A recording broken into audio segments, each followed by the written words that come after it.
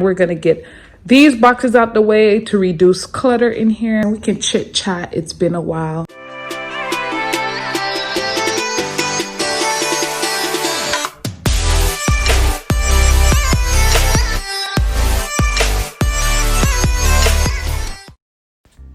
Hey lovely people, welcome back to my channel. Today I'm going to eliminate some Christmas clutter by emptying out boxes and wrapping gifts to put under our beautiful tree. And if you haven't seen my how I decorate my Christmas tree video, you should definitely check it out. Believe it or not, I actually find wrapping gifts to be very therapeutic. It's something about it that's just so calming when you're home alone. You have some music playing in the background, you light a candle, you have your boxes stacked up on the side, and you just start wrapping your gifts. And it just clears your mind because you're just focused on something simple and you're able to think clearly. You're able to de-stress because you're doing something simple that requires you to focus on it to make sure you get it right, but not so much attention where you just have to stress about it. It's just simple. But at the same time, I've also been doing this for a long time. I've been wrapping gifts since I've been a kid, and I've always loved doing it. I've watched my mom wrap gifts for many, many years, and I was just so fascinated by how well she wrapped gifts. I felt like she was a professional wrapper.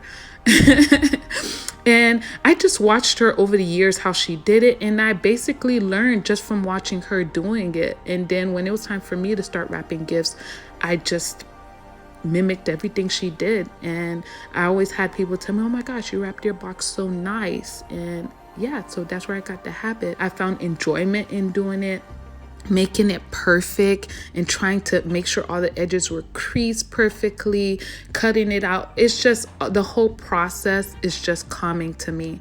And you know, I've been hearing all year this year that people have been saying that they're so over 2020 and they're just ready for 2021 to get here. And while wrapping these boxes, it made me wonder, well, 2020 has definitely been rough for some people. It's been a roller coaster for all of us, both ups and downs. And if we're really looking towards 2021, what are we going to do when we get there? What are the plans we plan on having in place to have a better year? Of course, everything happens for a reason and a lot of things are out of your control. But I think the idea of just simply crossing a new year when the ball drops and thinking that everything's going to magically change is definitely unrealistic. And I truly believe that you have to be very intentional when you're looking to get a positive new year. And you have to have plans in place. You have to have goals in place. So that way you have direction to where you're going and where you want to be. I do vision boards every year, but this year I decided that instead of waiting to 2021 to actually make my vision board, I figured, you know what? I wanted to create a series this year before the year ends where I'm going to set up the right foundation that's going to open up the doors of 2021 on the right foot. And I would love for you guys to join me in the next couple of videos. For me, as you guys know, it's so important that your home is the perfect breathing space for you to be inspired and encouraged. So it always starts at home for me. So I definitely would like to do some more decluttering. Keeping a well-maintained home is an ongoing thing. You don't just get your house in order and everything is nice and minimalistic and then you think it stays like that forever. If that was the case, trust me, my life would be a whole lot easier, but it's not the case. You got papers to shred, you got clothes that you need to get rid of regularly, things that need to be updated. Get my mind cleared of clutter and things I don't really need. Keeping ourselves level-headed so that way we can appreciate 2020 where it's at now and be grateful that we've made it this far, and just making sure we keep our finances tight and we keep our minds right and our homes cozy and comfortable, and making it the perfect space to inspire us to be our best selves. Either way, I think it'll be great that we join this challenge that I'm trying to do. So I want to do one thing a day. So starting December 22nd, I would start the kickoff. So 10 things, 10 days that I would love to change or tackle before the year ends, just so it can give me the perfect startup into 2021, both mentally, spiritually, and also getting my home in order and my finances in order. I think it would be great for us to do it all together, and we share our experiences on getting things done and tackling different things we want to get done before the year ends. So definitely subscribe to my channel and be updated when the next time the video is uploaded in the series, so that way we can do the process together. We can tackle these projects together and just kicking off 2021 on the right foot. I would love to hear from you guys to find out what are some of your favorite things to do before the year ends to get you in the right mindset and get you better prepared for a new year. Are you like me, where you like to declutter and get your house in order?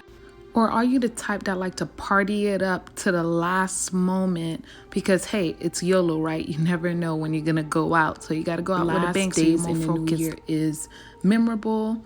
Or are you just simply one of those people who just don't care and just basically go with the flow and act like the calendar year never changed and just do the same things you've been doing the whole time?